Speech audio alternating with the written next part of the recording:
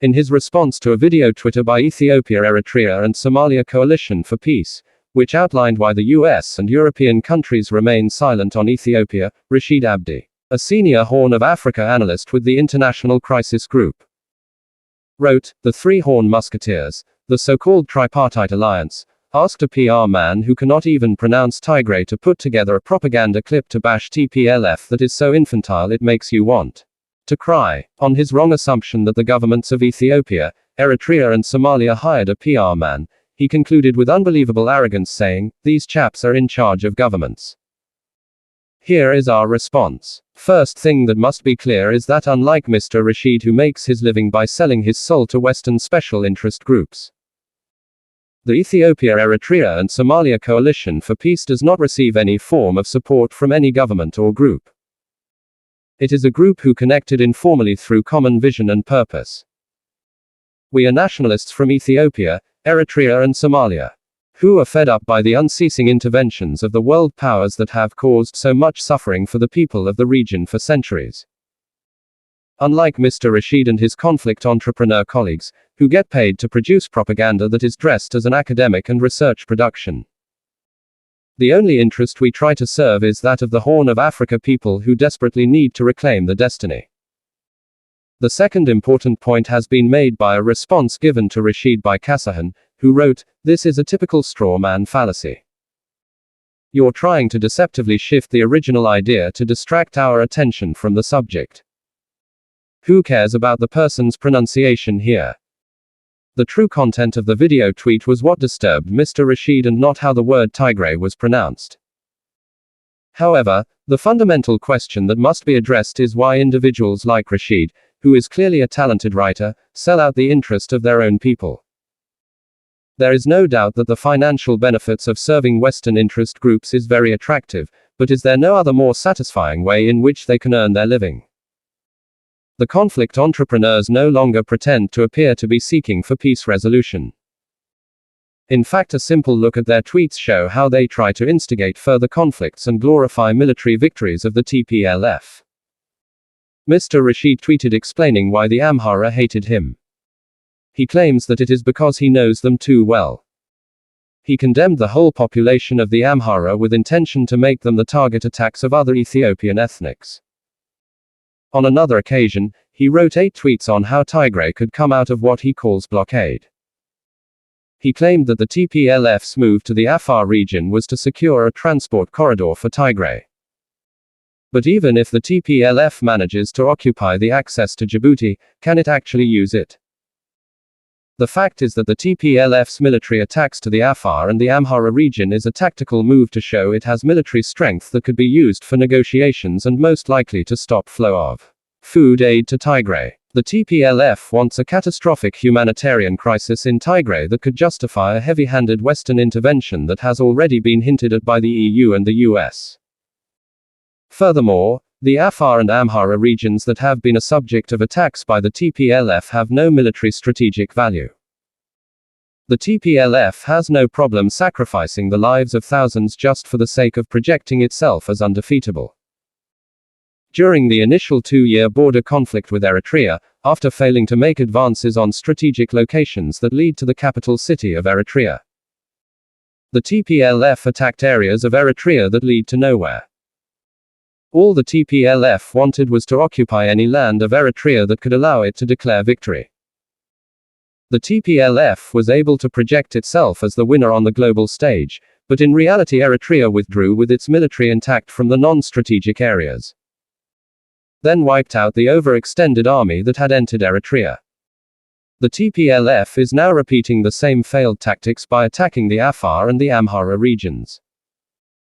Coming back to the point, Rashid concluded his 8 tweets by suggesting that the destruction of Eritrea was the only way out for Tigray. This is how he put it. Striking north into Eritrea would seem to be the only long-term option that might work for the Tigrayans. That would almost certainly lead to renewed large-scale fighting. It would require a weakened Eritrea unable to mount robust defense, a divided society, some of whose members may see Tigrayans as liberators, internal regime dissension that weakens Afewerki's grip. Here you have it. These are the kind of people who call themselves experts on the Horn Africa region that help Western governments shape their policies. Typical of a conflict entrepreneur, this guy seems to have forgotten the organization he works for spent 2 decades getting funds for the very same purpose that he now recommends. If the TPLF could not succeed with the full support of the West and while it was in full charge of Ethiopia, how is it ever going to defeat Eritrea? After it has been reduced to a scavenger with fatal injuries. Of course, this is not limited to Rashid. The false narrative about the military strength of the TPLF and that attacking Eritrea as a way out is being advanced by the conflict entrepreneurs on major Western global media organizations. These are the same people who have been intensively campaigning for withdrawal of Eritrean troops for months. They are now encouraging the TPLF to attack Eritrea. The TPLF has already declared war on Eritrea, and may make the moves. But conflict entrepreneurs should remember their encouragements and glorifying military strength of the TPLF. No tears should be shed, should the military adventure of the TPLF fail.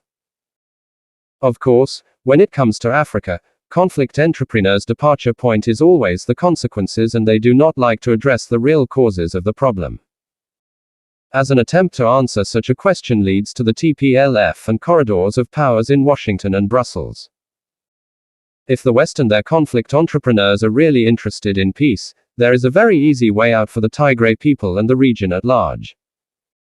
The fundamental cause of the current problem is the intention to create a greater Tigray at the expense of Eritrea and Ethiopia. When the TPLF came to power in 1991, on one hand it created ethnic federalism to weaken Ethiopia. On the other hand, the TPLF redrew the map of Tigray, taking lands from the other regions of Ethiopia and Eritrea. The main objective of this move was to connect Tigray to Sudan that would allow it to have sea access when the right time to declare Tigray independence comes. As we can see from the old and new map of Tigray, Tigray was moved from east to west. That also included giving away some parts of Tigray, but overall the TPLF expanded Tigray massively.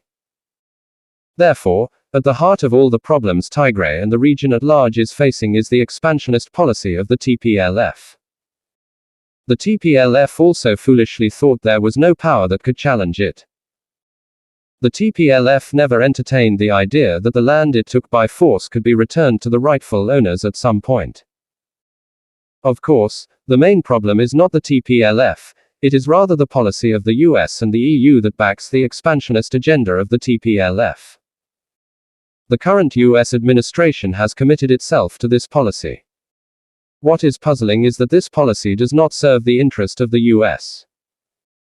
The US is sacrificing its national interest not only for an issue that has no apparent gain, but it is damaging its permanent interest in the region. The US, as a country, needs to review the role of influential officials such as Susan Rice and Western organizations that have been corrupted by the TPLF. The Western countries have damaged themselves and, more importantly, the lives of millions of people by siding with the most hated organization across the Horn Africa. When people across the Horn Africa screamed for help as the TPLF committed genocides, the West not only ignored the desperate calls for help, but the West also rewarded the TPLF with millions of dollars and gave a political cover-up for its crimes. The Horn of Africa people at large are well aware that the TPLF is only being sustained by the support of the West, and there is no other option but to fight until the West and the conflict entrepreneurs give up supporting the expansionist policy of the TPLF.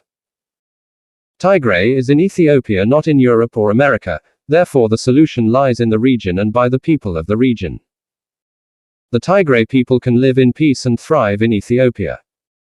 The TPLF's territorial and domination ambitions at the expense of Eritrea and Ethiopia has not worked and will not work. The Tigray elite need to refer to history and come to terms with reality. If the Western conflict entrepreneurs want to play a constructive role, they should help the TPLF to come to terms with the reality and not encourage it for even more devastating military adventures. Yes, Mr. Rashid, we have no funds to hire a PR man. We use what the 21st technology offers to get our own messages across. What matters is the messages are being well received, and that's what disturbs you most.